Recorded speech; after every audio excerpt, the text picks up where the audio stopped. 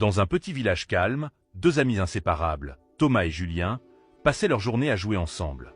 Âgés d'une dizaine d'années, ils partageaient une curiosité insatiable pour tout ce qui leur semblait interdit.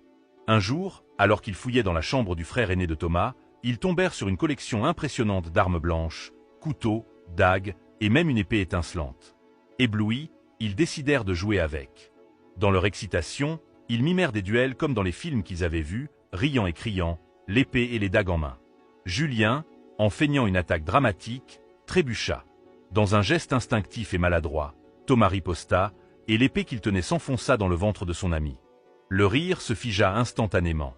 Julien tomba à genoux, les yeux écarquillés d'incrédulité et de douleur, tandis que le sang commençait à se répandre sur le sol. Paniqué, Thomas appela ses parents, qui alertèrent les secours.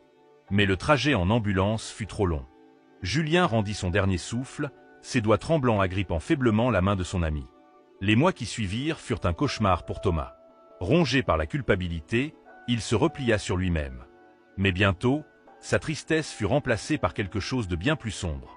Chaque nuit, des rêves inquiétants venaient troubler son sommeil. Il se voyait, un couteau à la main, traquant des silhouettes anonymes. Ces rêves n'étaient pas effrayants pour lui, ils étaient grisants. Une nuit, en proie à une pulsion irrépressible, Thomas se leva, silencieux. Il se dirigea vers la cuisine, ouvrit le tiroir des couteaux, et sortit dans le jardin. Le chien du voisin, un vieux labrador nommé Max, dormait paisiblement. Thomas s'approcha et sans hésitation, trancha la gorge de l'animal. Le sang chaud sur ses mains le remplit d'une étrange euphorie. Il arracha une dent du cadavre et la cacha sous son oreiller. À partir de ce moment, Thomas ne put plus s'arrêter. Il commença à tuer des chats errants, puis des rats, chaque fois gardant une dent en souvenir. À 13 ans, il passa à des proies plus grandes. Les enfants du quartier commencèrent à disparaître. D'abord un garçon de 8 ans, puis une fillette de 6 ans.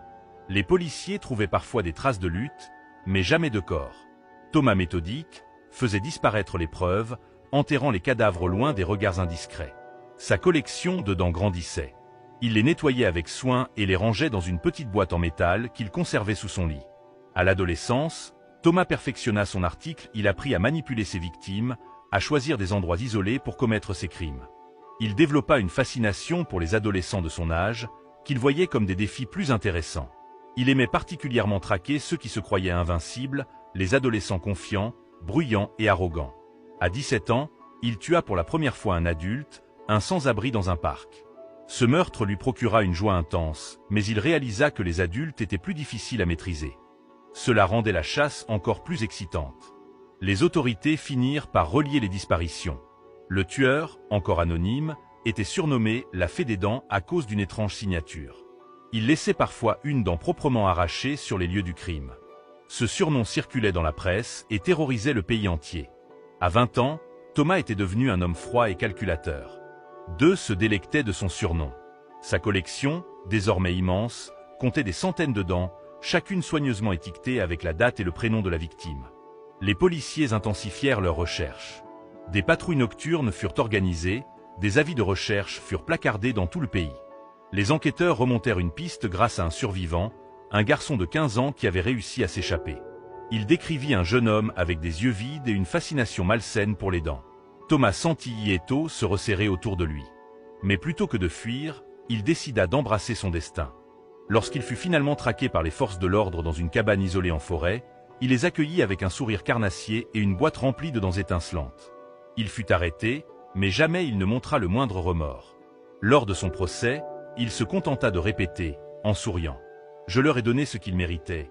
La vie est dure, mais les dents, elles, sont éternelles. » Et ainsi, le nom de la Fée des Dents devint une légende morbide, hantant les cauchemars des générations à venir.